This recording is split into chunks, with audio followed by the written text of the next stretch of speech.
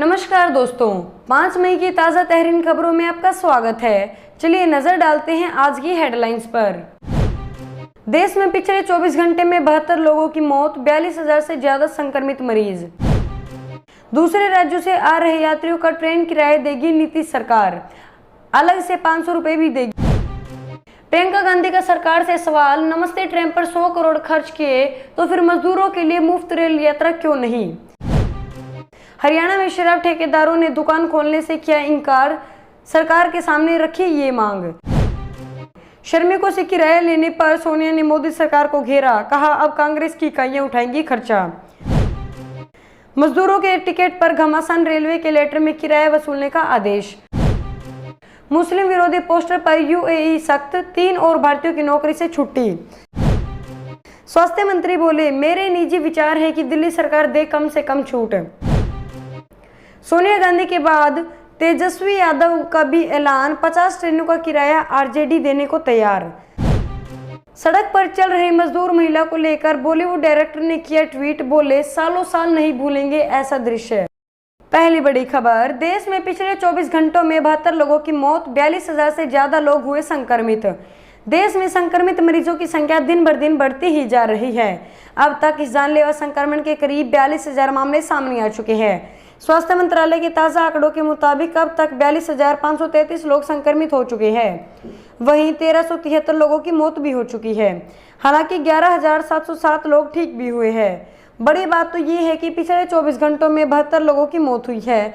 स्वास्थ्य मंत्रालय के मुताबिक सबसे ज्यादा महाराष्ट्र में 548, गुजरात में 290, मध्य प्रदेश में 156, राजस्थान में 71, दिल्ली में 64, उत्तर प्रदेश में 43, आंध्र प्रदेश में 33, पश्चिम बंगाल में 35, तमिलनाडु में 30, तेलंगाना में 29, कर्नाटक में 25, पंजाब में 21, जम्मू कश्मीर में 8, हरियाणा में 5, केरल में 4, झारखंड में 3, बिहार में 4, असम, हिमाचल प्रदेश, मेघालय और उड़ीसा में 1-1 मौत हुई है। दूसरी बड़ी खबर, दूसरे राज्यों से आ रहे यात्रियों का ट्रेन किराया देगी नीतीश सरकार, अलग से 500 रुपए भी देगी। दूसरे राज्यों से अपने राज्य में लौट रहे लोगों से ट्रेन किराया वसूली को लेकर विवाद के बीच बिहार से बड़ी खबर आई है। बिहार की नीतीश सरकार ने ऐलान किया है कि वो सभी यात्रियों को टिकट के अलावा 500 रुपए भी देगी। इससे पहले तेजस्वी यादव ने कहा था कि राष्ट्रीय जनता दल शुरुआती तौर पर बिहार सरकार को अपनी तरफ से 50 ट्रेनों का किराया देने को तैयार है। तेजस्वी यादव ने ट्वीट पर लिखा है कि राष्ट्रीय जनता दल शुरुआती तौर पर बिहार सरकार को अपनी तरफ से 50 ट्रेन देने को तैयार है। हम मजदूरों की तरफ से इन 50 रेलगाड़ियों का किराया असमर्थ बिहार सरकार को देंगे। सरकार आगामी 5 दिनों में ट्रेनों का बंदोबस्त करें। पार्टी इसका किराया तुरंत सरकार के खाते में ट्रांसफर करेगी। हम मजदूरों की तरफ से इन 50 रेलगाड़ियों का किराया असमर्थ बिहार सरकार को देंगे। सरकार आगामी 5 दिनों में ट्रेनों का बंदोबस्त करे। पार्टी इसका किराया तुरंत सरकार के खाते में ट्रांसफर करेगी। तीसरी बड़ी खबर, प्रियंका गांधी का सरकार से सवाल, नमस्ते ट्रेन पर 100 करोड़ रुपए खर्च किए तो फिर मजदूरों के लिए मुफ्त रेल यात्रा क्यों नहीं।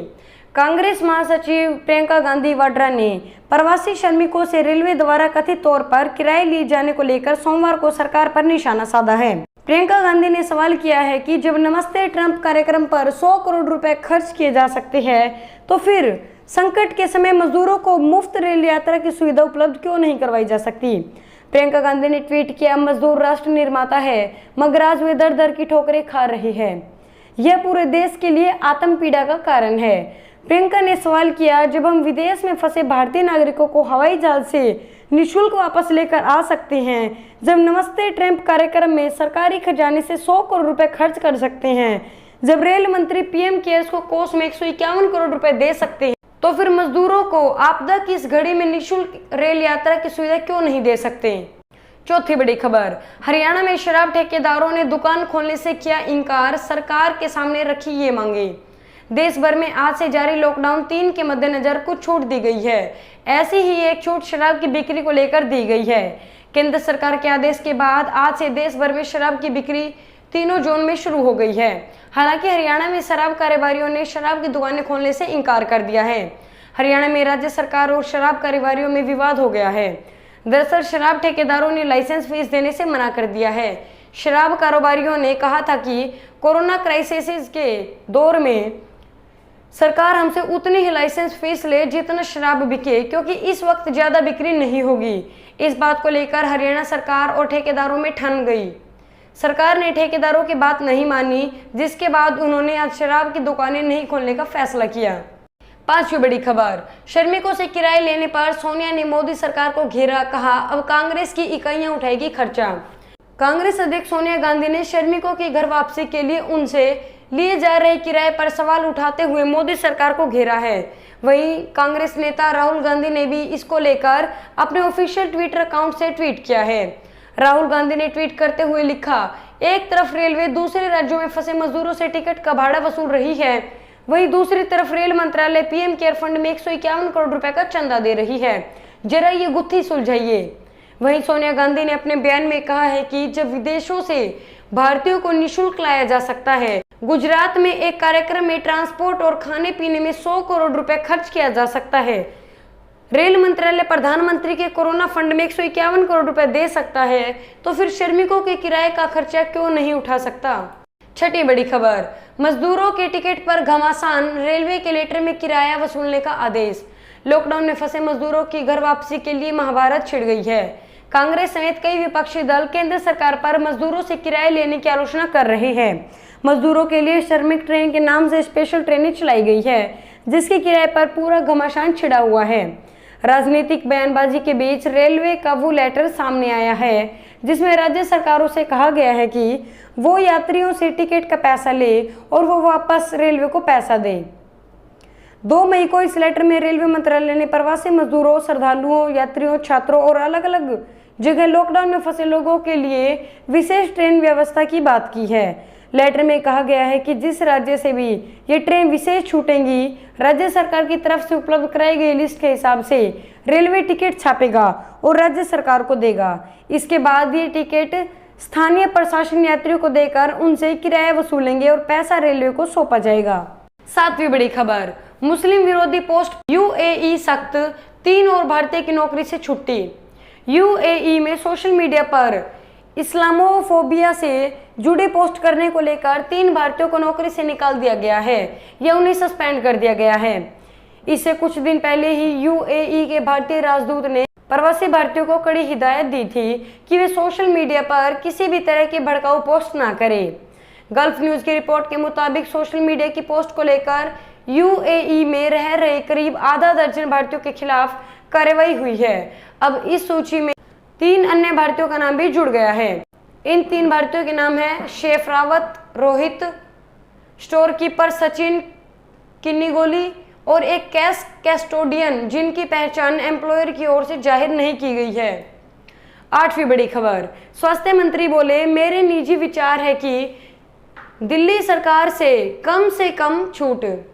कोरोना वायरस के तीसरे चरण के पहले दिन राष्ट्रीय राजधानी दिल्ली में छूट देने के बाद अफरा तफरी की स्थिति देखने को मिली।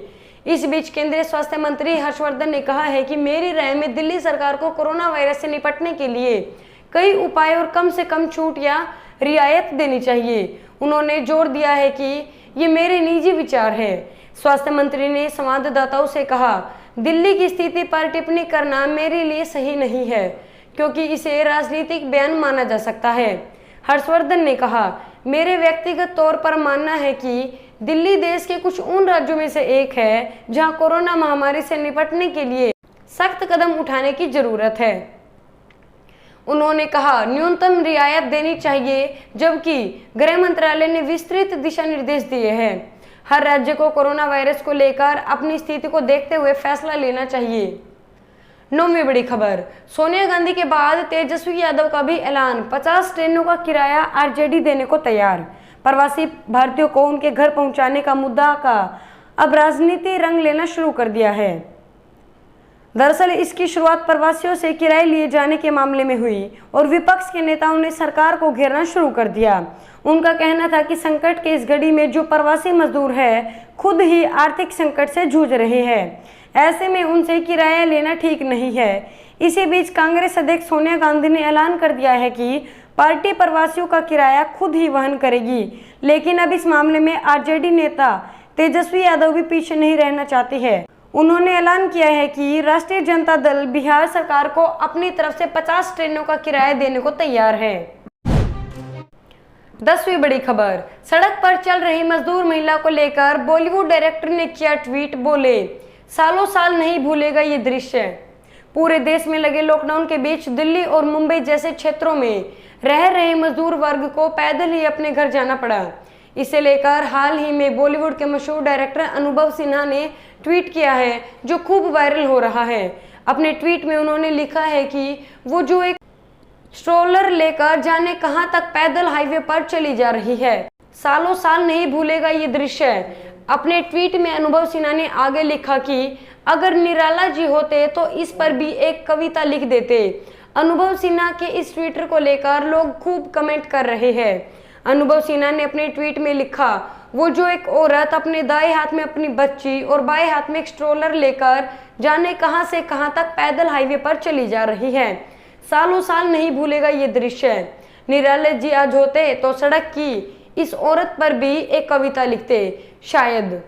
बता दें कि लॉकडाउन के कारण दूसरे राज्यों में फंसे प्रवासी और मजदूरों को उनके घर भेजने के लिए स्पेशल ट्रेन चलाने की व्यवस्था शुरू कर दी गई है।